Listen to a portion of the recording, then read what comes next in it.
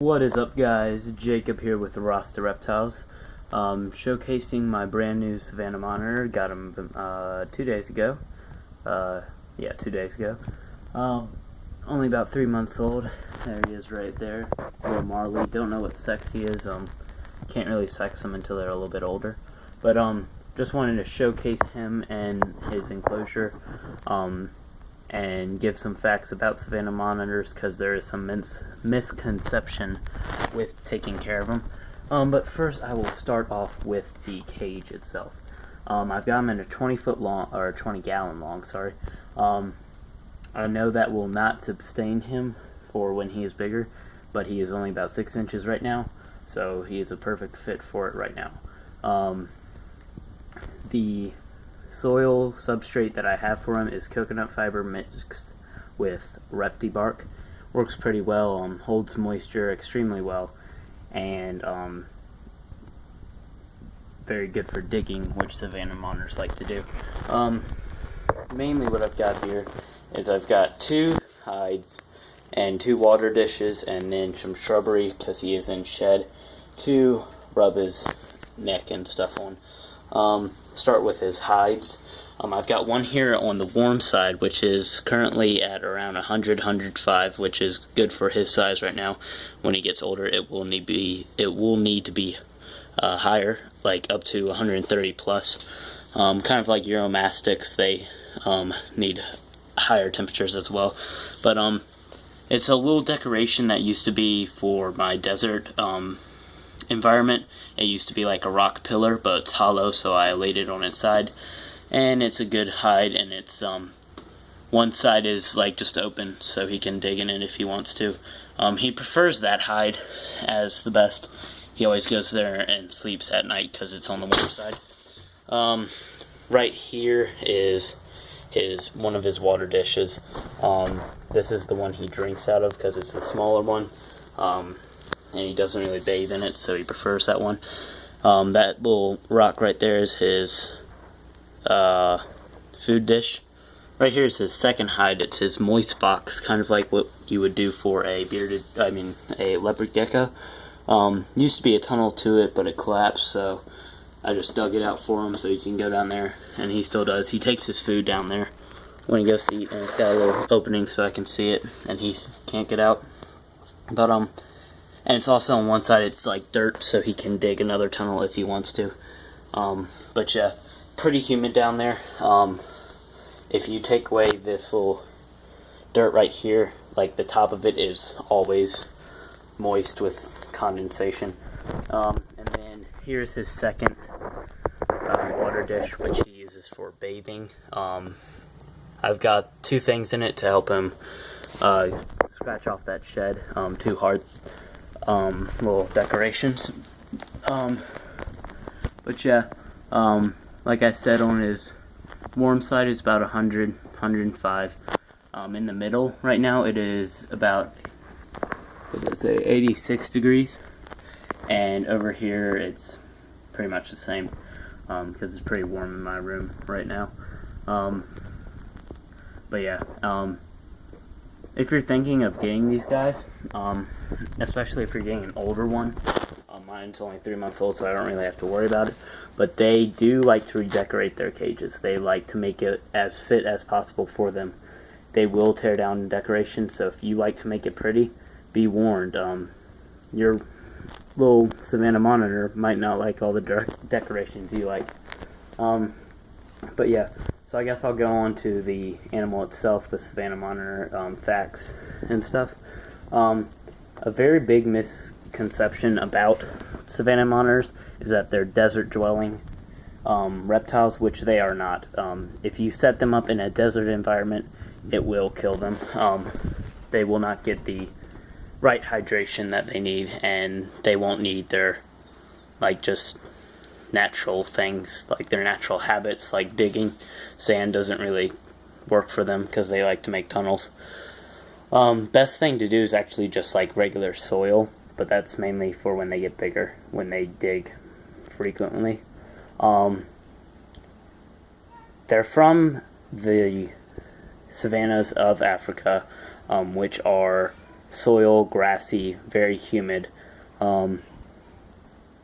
If you've ever seen any like shows about lions and stuff, hippos, elephants, they mainly showcase the savannah. So he's going down into his little moist box now. But anyways, so it needs to be fairly humid. A lot of people say around 60 to 80%. Right now it's running about 65% humidity, which is pretty good. I spray it down I spray him and the tank down with a little bottle of water 2 times a day, and then I also fill the soil with 2 gallons of water, 1 gallon in the morning, 1 gallon at night. Yeah, he's pretty friendly. He just let me hold him today, and for some reason, which is good, he always likes to. He's more active when I'm talking, which I really like. Because they are very domestic and you can train them quite well. Go check out some of those videos if you're more interested in training, because he's too young to start training right now. But yeah, right now he's living off a diet of crickets and mealworms, live mealworms. He does not identify like flukers, dead ones. He doesn't identify those as food, which I'm kind of upset because my other lizard, when he always stopped eating, his eating habits would come back when he smelled the flukers. But Savannah monitors have basically a bottomless pit for stomachs. They are prone to obesity, so you need to schedule his eating. Even if it seems like your Savannah monitor is still hungry, you don't need to feed them any more than what you do. What I do is in the morning 3 crickets, in like noon 3 crickets, 1 mealworm, and at night right before I go to bed 3 crickets and 2 mealworms. And he really likes that, and he's not bulging from obesity. Pretty ravenous eaters. They're really fun to watch. I'll feed them at the end of this video. But trying to think if there's any other things.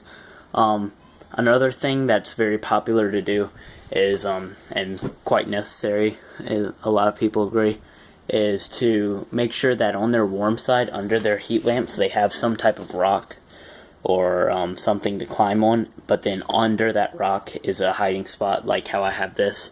But if you have a bigger Savannah monitor, you're going to want like huge rocks. Go check out some more videos about older ones.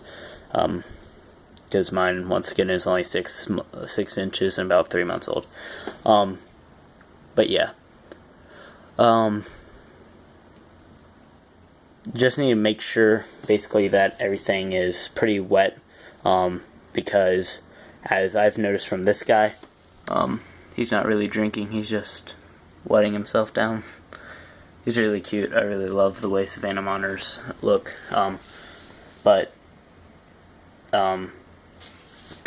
From what I've observed from him, he'll maybe only drink from a water bowl like once a day, but the rest he just gets from the spraying and the misting and stuff.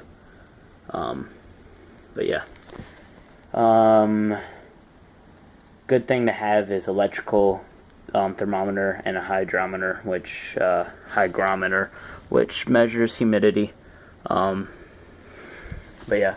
Another thing that's important, when they get older, to reach 140 degrees plus, you might need more than 1 bulb. In fact, you'll probably need more than 1 bulb, because if you get 1 bulb that can reach 140, it will burn your animal. It'll burn him and hurt him. A lot of people use mixtures of maybe 3 or 2 bulbs, or a bulb and a heating pad. Heating pads are recommended a lot. I don't need one for him right now because his temperature doesn't need it to be that high. But yeah, make sure if you build a cage for these guys, make sure it's glass or plexiglass or acrylic, because they will tear mesh, even metal mesh. They'll tear it up. They're very intelligent animals, escape artists. If you get one, you'll notice when you put him into his cage that it will immediately just scan its cage, get to know it, which is another thing I like about these animals. I love intelligent animals. But yeah, pretty sure that's it for right now. He just went back in his cave, which means he probably wants to sleep. So I'm not going to feed him. I'll do a separate video on that, because I do love feeding him. He's pretty fun to watch feeding, especially if he's on the chase, because he'll tear everything up just to get to a small cricket. But yeah. So necessities, if you're getting one, is moist box, which a lot of people put underground. I would do because they do like digging and stuff. Soil, not sand, because they need to dig, especially if they're older, and sand will collapse. A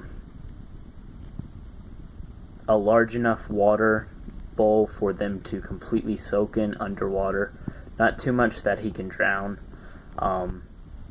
And when he's going through shed, a good idea is just put some gravel or something in there to help the shed off, especially when it gets in their neck region, because that's really hard to get off. That's what he's going through right now. Another thing to look out, when you first get them, look out for their tails. They have very powerful tails, and they know how to use them. Even a young one like this, he whipped me today when I was trying to hold him, and it stung. But a very large one has a very powerful tail. Just make sure that the humidity does not drop, because then it can lead to dehydration and kidney problems, and they will succumb and die to those. Make sure the reptile can't stand on something and reach the very top of the cage, because they will get out. And make sure that it is a plexiglass or glass or something, little thing. Doesn't really matter about the thing, the top. I have a wire mesh, and besides my cat sitting on it, it's pretty fine. But yeah, make sure they have a UVB bulb as well. They need that light for proper digestion. Make sure you're dusting them with calcium calcium dust. And yeah, guys, make sure that you like this video and subscribe to Rasta Reptiles. We do have a Facebook page. Really want to grow that up, and so go and give us a like at Rasta Reptiles. I will be posting facts, ideas, and other such things daily if I get some more likes. If you have any ideas for the channel, make sure to leave them in the comment section. Anything, really. I'm good with doing anything. I can't do snakes, though.